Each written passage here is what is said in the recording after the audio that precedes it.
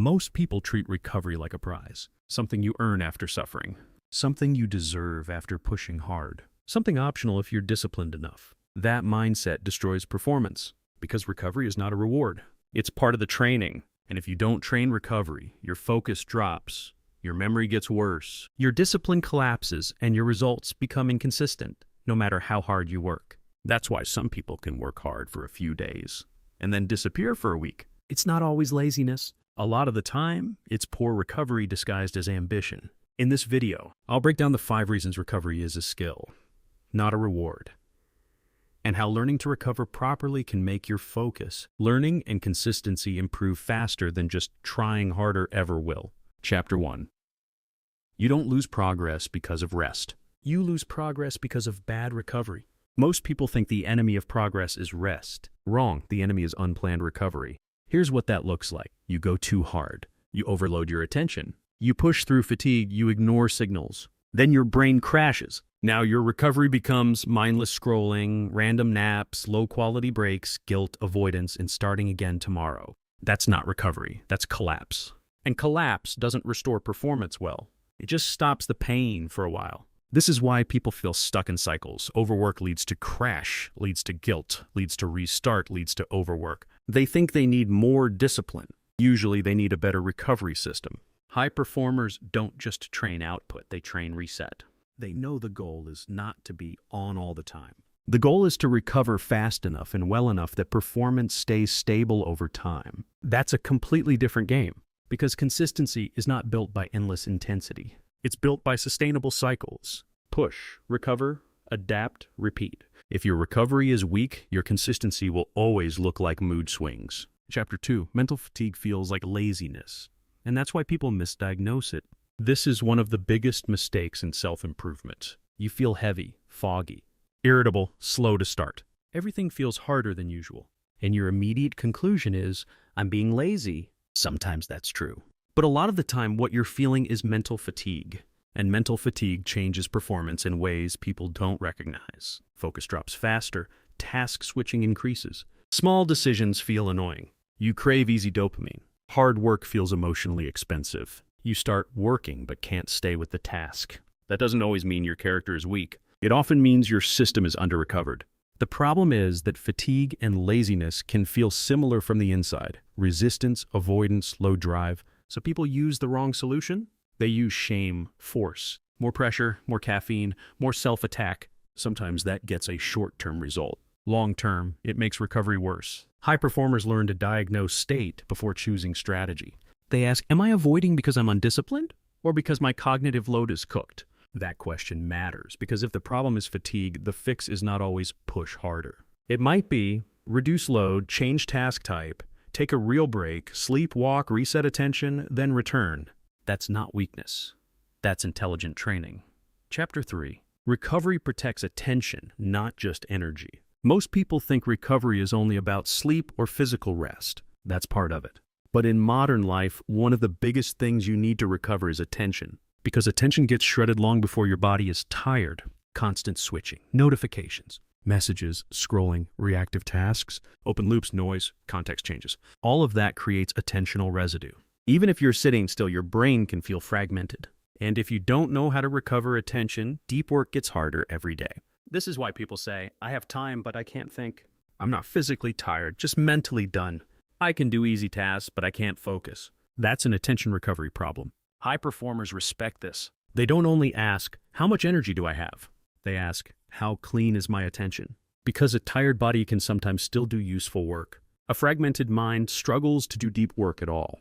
This is also why low-quality breaks fail. If your break is more stimulation, more inputs, more novelty, more switching, you may feel entertained, but your attention may not recover. You paused work. You didn't reset the system. Recovery that actually helps, attention usually reduces input. Less noise, less decision-making, less novelty, less switching. Not because stimulation is evil. Because recovery requires a different state than consumption. Chapter 4. Good recovery is active, not accidental. This is where most people lose the plot. They think recovery means stop working. That's incomplete.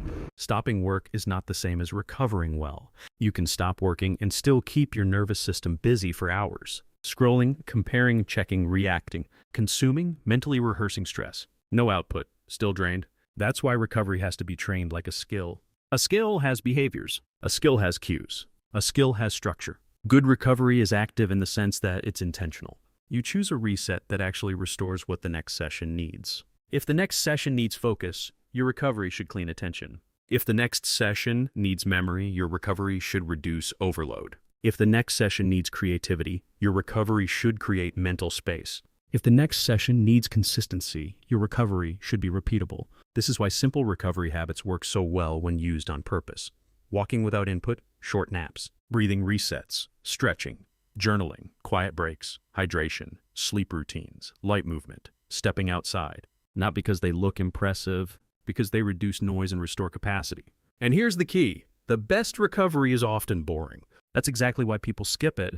Their brain wants stimulation. Recovery often requires downshifting. High performers get this. They don't ask, what break feels best right now? They ask, what recovery helps me perform again?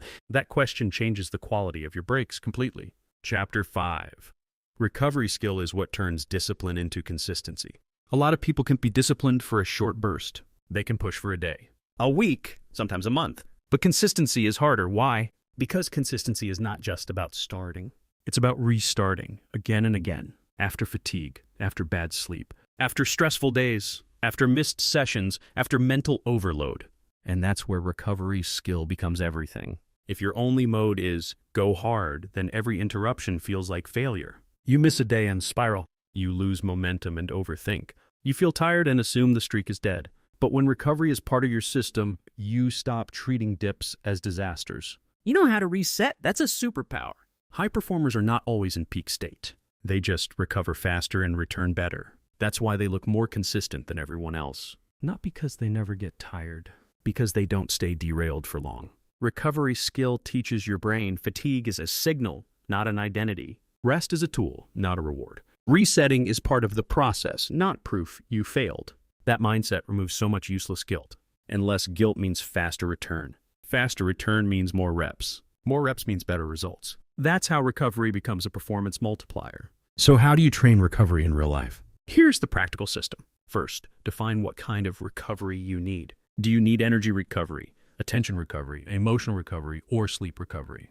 Different problems need different resets. Second, build a short recovery menu. 3 to 5 options you can use on purpose. 10-minute walk, phone-free break. Breathing reset, short nap, stretch, journaling, hydration, plus quiet. Third, match recovery to the next task. Don't use a stimulation-heavy break before deep work and expect clean focus. Fourth, schedule recovery before collapse. Short resets during the day, beat emergency crashes at night. Fifth, track recovery quality on your scoreboard. Not just, did I rest? Track, did it restore focus? Did start time improve? Did the next block go better? Did I avoid a crash? That's how recovery becomes trainable. Not random, not guilt-based. Not I'll rest when everything is done. Because everything is never done. So let's recap before your brain tries to confuse burnout with discipline. Recovery is a skill, not a reward, for 5 reasons. 1. You lose progress more from bad recovery cycles than from rest itself. 2. Mental fatigue feels like laziness, so people misdiagnose the problem. 3. Recovery protects attention, not just energy. 4. Good recovery is active and intentional, not accidental. 5. Recovery skill is what turns short-term discipline into long-term consistency. This is actually great news, because it means you don't have to choose between high performance and rest. That's a false choice. The real move is to recover in a way that supports performance. Train hard, recover well, return fast, repeat. Do that, and your progress won't just depend on your best days. It'll survive your normal days too. But here's the thing though, even with good recovery, people still stall when their daily system is too vague. They know what to do, but they start late, drift, and lose the day. That's why the next video is the bridge between focus and execution, why your day falls apart after the first delay and how to fix it. Watch that next.